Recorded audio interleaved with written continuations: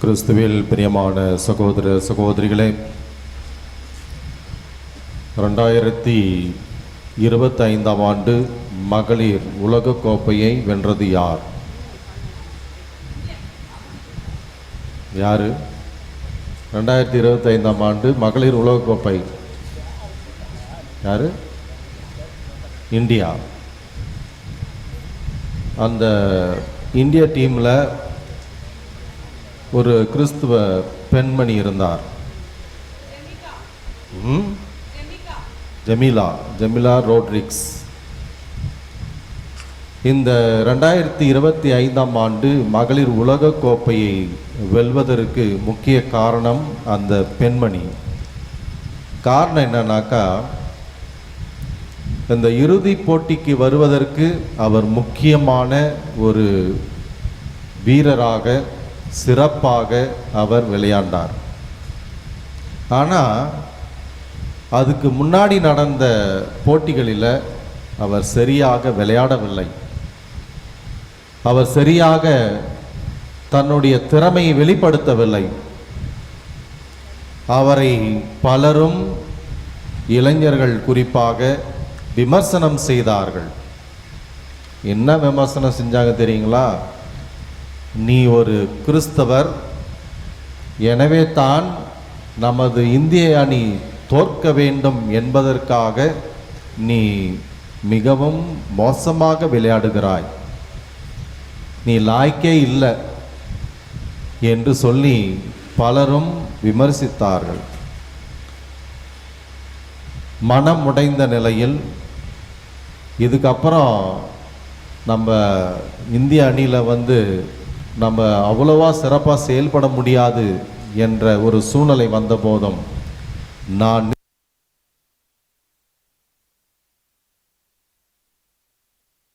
அரை இறுதி போட்டியில் அவர் ஒருவர் மட்டுமே அந்த விளையாட்டில், கிரிக்கெட்டில் அதிக ரன்களை எடுத்து இறுதி போட்டிக்கு தகுதி பெறும் அளவிற்கு அவர் தன்னுடைய திறமையை வெளிப்படுத்தினார். அப்போ அவர் கேட்டாங்க, எவ்வளோ விமர்சனம், இதெல்லாம் தாண்டி இன்னைக்கு உங்களால் தான் இந்த 2025ஆவது உலகக்கோப்பை வருவதற்கு காரணம் என்ன சொல்கிறீங்க அப்படின்ட்டு.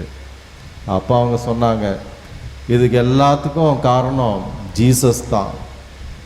Jesus is my life, my way. அவர்தான் என்னுடைய வழியும் வாழ்வும். இயேசுவால தான் இந்த வெற்றி எனக்கு கிடைத்தது. தைரியமாக எடுத்து சொன்னாங்க. எவ்வளவோ பேர் விமர்சனம் செய்தார்கள். நீ ஒரு கிறிஸ்தவர் என்பதனால்தான் இந்திய அணி தோற்க வேண்டும் என்று மோசமாக விளையாடினாய் என்று சொல்லி பல விளையாட்டு போட்டிகளில் அவரை விமர்சித்தார்கள். ஆனால் இந்த உலகக்கோப்பை ஜெயித்த உடனே அதுக்கு காரணமான இந்த ஜெமிலா ரோட்ரிக்ஸ் அந்த வீராங்கனையை மிகவும் உண்மையாக, தைரியமாக அனைவருக்கும் எடுத்து சொன்னார். ஜீசஸ் தான் என்னுடைய வாழ்வும், அவரால் தான் இந்த வெற்றி எனக்கு கிடைச்சது அப்படின்னு சொல்லிட்டு. பிரியமானவர்களே, பாஸ்கா காலம் 5ஆம் ஞாயிறு. இன்றைக்கி நம்ம உழவர்கர கோயிலில் நம்ம நவநாளை சிறப்பிக்க நாம் குழுமி இருக்கின்றோம். இந்த வேளையில் நாம் அனைவரும் ஆண்டவர் இயேசுவினுடைய இறை வார்த்தையை நமது உள்ளத்தில் ஏற்று அச்சம் கொள்ளாமல், நம்பிக்கை இழக்காமல், ஆண்டவரோடு இணைந்து அவரே நமது வாழ்வு, அவரே நமது வழி, அவரே நமது உண்மை என்று அவரோடு இணைந்து பயணிக்க அழைக்கப்படுகின்றோம். இன்றைய நற்செய்தி பகுதியானது ஆண்டவர் இயேசுவினுடைய இறுதி பிரியாவிடை உரையிலிருந்து நாம் வாசிக்க கேட்டோம். உள்ளம் கலங்க வேண்டாம், மருள வேண்டாம், அச்சம் கொள்ள வேண்டாம், கவலை கொள்ள வேண்டாம் என்று சொல்லி ஆண்டவர் தன்னுடைய இந்த இறுதி பயண பாடுகளுக்கு முன்பாக தன்னுடைய சீடர்களுக்கு பிரியாவுடையாக அச்சம் கொள்ளாமல் இருக்க, நம்பிக்கை என்னும் வாழ்வில் பயணிக்க ஆண்டவர் அவர்களுக்கு அழைப்பு கொடுக்கின்றார். ஆனால் சீடர்களுடைய உள்ளத்தில் அச்சம் அவர்களை ஆட்கொள்கின்றது. அவர்கள் தங்களுடைய வாழ்க்கையில் என்ன செய்ய போகிறோம், இவரோ துன்பங்களை பட வேண்டும், சிலுவை சாவை ஏற்க வேண்டும் என்று சொல்றாரு என்று சொல்லி அவர்கள் கலங்குகிறார்கள். தனிமையில் நாம் எப்படி நமது வாழ்க்கை பயணத்தை தொடங்கப் போகிறோம் என்று சொல்லி அச்சத்தில் இருக்கிறாங்க. மனிதர்களில் பலவிதமான பயம் இன்றைய சூழ்நிலையில் பற்றி கொண்டிருக்கிறது. பொருளாதார அச்சம், பணம் இல்லை, எதிர்காலத்தில் நான் எப்படி என்னுடைய வாழ்க்கையை நல்ல ஒரு சிறப்பாக அமைத்து கொள்வேன், வருமானம் சரியா இல்லை, நல்ல வேலை இல்லை, நல்ல உணவு இல்லை, நல்ல ஒரு ஆரோக்கியம் இல்லை, நோய்வாய்ப்பட்டு இருக்கிறேன், எப்படி பலவிதமான அச்சம் மனித வாழ்வில் இருக்கின்றது.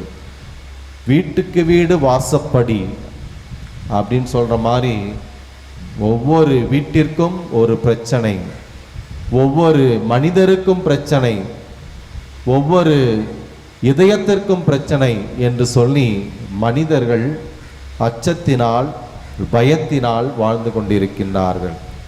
தனிமை என்னும் பிரச்சனை, அதுக்கு தான் விளையாட்டாக சொல்லுவாங்க,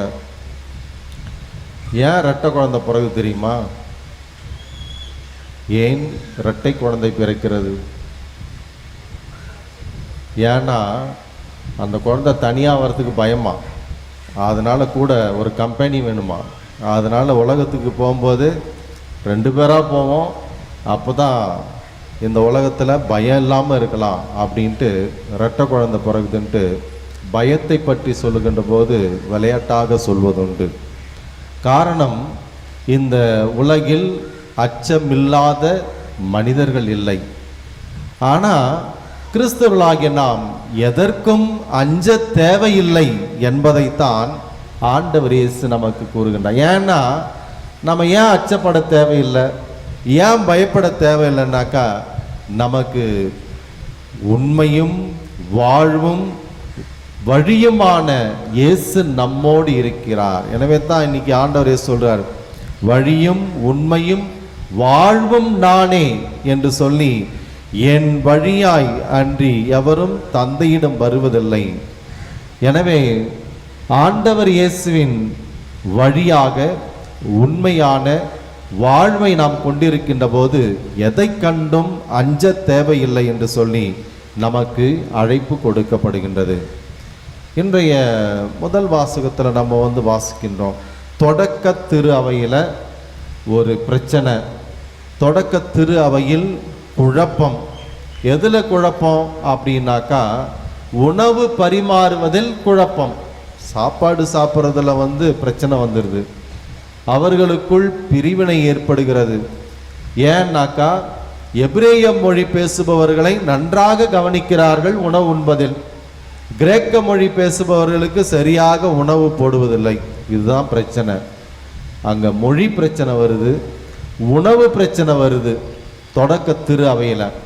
ஆனால் தொடக்க கிறிஸ்தவர்கள் எப்படி இருந்தார்கள் என்று சொல்லி நாம் பார்க்கிறோம். அவர்கள் ஜெபிப்பதிலும் நட்போடு உறவாடுவதிலும், அவர்கள் தங்களுக்கு இடையே இருக்கக்கூடியதை பகிர்ந்து கொள்வதிலும் அவர்கள் சிறந்து விளங்கினார்கள். அவங்க ஜெபிப்பதிலும் நட்போடு இருக்கத்திலும் எல்லாவற்றையும் பொதுவாக கொண்டு பகிர்ந்து கொள்வதிலும் சிறந்து விளங்கிய அந்த குடும்பத்தில் அந்த உணவு பிரச்சனை வருகிறது, மொழி பிரச்சனை வருகிறது. எனவே தான் திருத்தூதர்கள் என்ன பண்ணுறாங்க, அவர்களை ஒன்றாக அழைத்து அவர்களுக்கு இந்த பிரச்சனையிலிருந்து விடுவதற்கு தீர்வுக்கான அழைப்பினை கொடுக்கின்றார்கள். அப்போ தீர்வு எப்படி காண்றாங்க, தங்களுக்கு இருக்கக்கூடிய அந்த அதிகாரத்தை பகிர்ந்து கொள்ள முன் வருகிறார்கள். தங்களுக்கு இருக்கக்கூடிய இந்த அதிகார பகிர்வினால் அந்த பிரச்சனைக்கு தீர்வு காண வருகின்றார். எனவே தான் என்ன சொல்றாங்க, நற்சான்று கொண்டவர்களை தூய ஆவியின் ஏவுதலின்படி யார் யாரெல்லாம் நல்ல இதயம் கொண்டவர்களாக இருக்கின்றார்களோ, நல் மனம் கொண்டவர்களாக இருக்கின்றார்களோ அவர்களை தேர்ந்தெடுங்கள் என்று சொல்லி 7 தேர்ந்தெடுக்கின்றார்கள். ஒரு 2 கண்டிஷன் தான். நற்சான்று கொண்டவர்கள், தூய ஆவியின் வல்லமையினால் அவர்கள் நல் மனம் நல் செயல்களை செய்பவர்களை நீங்கள் தேர்ந்தெடுங்கள் சொல்லி அந்த 7 தேர்ந்தெடுத்து அவர்கள் மூலமாக இந்த பிரச்சனைக்கு தீர்வு காண அவர்கள் முன் வருகின்றார்கள். எனவே திருத்தூதர்களும் தங்களுக்கென்று தங்களுக்குத்தான் எல்லாம் என்று இல்லாமல் பிறரோடு பகிர்ந்து கொள்ள, பிறருக்கு கொடுக்க, ஆண்டவர் இயேசுவினுடைய நற்செய்தி பெற்றுக்கொள்ளுகின்ற ஒவ்வொருவரும் எவ்விதமான குறைவோ பிரச்சனையோ இல்லாமல் அமைதியான உள்ளத்தோடு மகிழ்ச்சியோடு இருக்க அவர்களுக்கு அழைப்பு கொடுக்கின்றார். ஒரு முறை பிரான்சிஸ் அசிசியாரும் அவருடைய சீடரும் ஒரு ஊருக்கு நற்செய்தி அறிவிக்க போகின்றார்கள். அப்போ நற்செய்தி அறிவிக்க போன இடத்துல அந்த ஊரார் எதிர்ப்பு தெரிவிக்கிறாங்க. எதிர்ப்பு தெரிவித்து அங்கே இருக்கக்கூடிய இளைஞர்கள் கற்களை எடுக்கின்றார்கள் அடிப்பதற்கு. கல்லை எடுத்து அடிக்கிறதுக்கு வராங்க. எங்கள் ஊருக்குள்ளே வராது, இங்கே என்ன பண்ணுறீங்க இங்கே அப்படின்ட்டு. அப்போ அவங்க கல் எடுத்து அடிக்க போகும்போது பிரான்சிஸ் அசிசியார் தன்னோடு வந்த சீடர் என்ன பண்ணுறாரு, அவர் மேலே கல் படக்கூடாதுன்னு அவருக்கு முன்னாடி போய் நிற்கிறார். அப்போ பிரான்சிஸ் அசிசியார் என்ன பண்ணுறாரு, தன்னுடைய சீடன் மீது கல் படக்கூடாதுன்னு அவர் போய் அவருக்கு முன்னாடி நிற்கிறார். 2 பேருக்கும் போட்டி. அங்கேருந்து வர்ற கல் என் மேலே தான் படணும். பிரான்சிஸ் அசிசியார் மேலே படக்கூடாது, சீடர் என் கூட இருக்கிற சீடர் மேலே படக்கூடாது, என் மேலே வேணா கல் படலாம் அப்படின்னு சொல்லிட்டு மாறி மாறி அவர்கள் இந்த கல்லடியை நான் வாங்கி கொள்கிறேன் போட்டி போட்டுக்கிட்டாங்க. இதை பார்த்த அந்த இளைஞர்கள், சே இவங்கள போய் அடிக்க போனோம் அப்படின்ட்டு அவன் கல்லை போட்டு அவமான்னு போயிட்டான். பிரியமானவர்களே, நம்முடைய வாழ்க்கையிலும் நம்ம பலவிதமான கற்களை பிறர் மீது வீசுகிறோம். பலவிதமான கற்கள் பலர் மீது படட்டும் என்று சொல்லி பிறரை முன்னிறுத்தி விடுகிறோம். நம்ம பாதுகாப்பாக இருந்தால் போதும், நம்ம பெயரு கெடாமல் இருந்தால் போதும், நம்ம எந்த விதமான பிரச்சனையிலும் மாட்டிக்காமல் இருந்தால் போதும் அப்படின்னு சொல்லிட்டு நம்ம பல சமயங்களில் பிறர் அடிப்படுவதையும் பிறர் காயங்களோடு வாழ்வதையும் நாம் காணுகின்றோம். அதை பற்றி எந்த விதத்திலும் நாம் கவலை கொள்ளாமல் இருக்கின்றோம். ஆனால் ஆண்டவர் இயேசு என்ன சொல்றாரு, என் சீடராய் இருப்பவர்கள் தன்னலம் துறந்து பிறர் நலம் கொண்டவர்களாக, பிறருக்காக தன்னையே காயப்படுத்தி கொள்ள, தன்னையே தியாகமாக கொடுக்க ஆண்டவர் இயேசு அழைப்பு கொடுக்கின்றார். எனவே தான் தன் நண்பர்களுக்காக உயிரை கொடுப்பதை விட சிறந்த அன்பு யாரிடமும் இல்லை என்று சொல்லி எது உண்மையான வழி, எது உண்மையான கிறிஸ்துவ வாழ்வு என்பதை நமக்கு எடுத்து கூறுகின்றார். பிரியமானவர்களே, இன்றைய தினம் நம்ம அன்னை மரியாளுக்கு நவநாளை சிறப்பிக்க நாம் அனைவரும் இங்கே குழுமி இருக்கின்றோம். இதில் யார் யாரெல்லாம் மாதாவினுடைய பக்தர்கள் கை தூக்கும் பார்ப்போம். மாதாவின் பக்தர்கள், ஓகே. இயேசுவினுடைய பக்தர்கள் கை தூக்கும் பார்ப்போம், ஓகே. இயேசுவினுடைய சீடர்கள் கை தூக்கும் பார்ப்போம். இதுக்கு மட்டும் கை கம்மியாக இருக்குது. இயேசுவின் சீடர்கள், பக்தருக்கும் சீடருக்கும் வித்தியாசம் இருக்கா இல்லையா? என்ன இருக்கு? பக்தர்கள் என்ன பண்ணுறோம், எல்லா விதமான பக்தி முயற்சியை மேற்கொள்ளுகிறோம். 9 நாள் நவநாள். அதே மாதிரி நம்ம நடந்தே நம்ம அன்னை மரியாளினுடைய திருத்தலத்துக்கு போகிறோம், மொட்டை அடித்து கொள்ளுகிறோம், பல நல்ல செயல்களை செய்ய முன் வருகிறோம் மாதாவின் பெயரால். அது ஒரு பக்கம், ஓகே, அது பக்தி முயற்சி. ஆனால் ஆண்டவர் இயேசு நம்மிடம் இருந்து எதிர்பார்ப்பது உண்மையான சீடத்துவ வாழ்வினை வாழ, உண்மையான சீடர்களாக இருக்க, உண்மையான அன்புள்ளம் கொண்ட சீடத்துவ பண்பினை வெளிப்படுத்த அன்னை மரியாள் நமக்கு அழைப்பு கொடுக்கின்றார். அப்படின்னாக்கா என்ன? நம்முடைய வாழ்க்கையில் அன்பு வாழ்க்கை வாழ அழைக்கப்படுகின்றோம், தியாகம் புரிகின்ற வாழ்வை வாழ அழைக்கப்படுகின்றோம், தன்னலமற்ற ஒரு வாழ்வினை வாழ அழைக்கப்படுகின்றோம். நம்ம இயேசுவினுடைய உண்மையான சீடர்களாக இருக்க அழைக்கப்படுகின்ற நாம் அனைவரும் வாழ்வில் வரும் எல்லா விதமான துன்பங்களையும் சிலுவைகளையும் ஏற்றுக்கொண்டு இயேசுவை பின்தொடர வேண்டும். அப்ப நம்ம பக்தி முயற்சிகள்லாம் என்னன்னாக்கா, நான் வேண்டது கிடைக்கணும், இந்த 9 நாள் கழிச்சு எனக்கு அது கண்டிப்பாக கொடுத்துடணும், இந்த நவநாளில் எனக்கு எல்லா நல்ல காரியங்களும் நடக்கணும், எனக்கு அன்னை மரியாள் வழியாக பல விதமான ஆசீர்வாதங்களை பெற்றுக்கொள்ள வேண்டும். இதெல்லாம் கரெக்டு தான். ஆனால் இயேசுவின் உண்மையான சீடர்களாக இருக்க அழைக்கப்பட்டிருக்கின்ற நாம் அனைவரும் இயேசுவை அறிந்து கொள்ள வேண்டும். இன்னைக்கு ஆண்டவர் இயேசு, என்னை கண்டவர் என் தந்தையை கண்டிருக்கிறார், என்னை அறிந்து கொண்டவர் என் தந்தையை அறிந்திருக்கின்றார். நம்ம உண்மையிலே இயேசுவை அறிந்திருக்கின்றோமா, தெரிந்திருக்கின்றோமா, இயேசுவை கண்டு கொண்டிருக்கின்றோமா, இயேசுவை உண்மையிலேயே அறிந்து கொண்டிருக்கின்றோம், தெரிந்து கொண்டிருக்கின்றோம் என்றால் எல்லா விதமான வாழ்வின் சூழ்நிலைகளிலும் துன்பம், சோதனைகள், இடுக்கண்கள் ஏற்பட்ட போதும் நான் ஆண்டவர் இயேசுவின் நம்பிக்கையுள்ள சீடனாய் இருப்பேன் என்று சொல்லி நம்பிக்கையோடு பயணிப்போம்.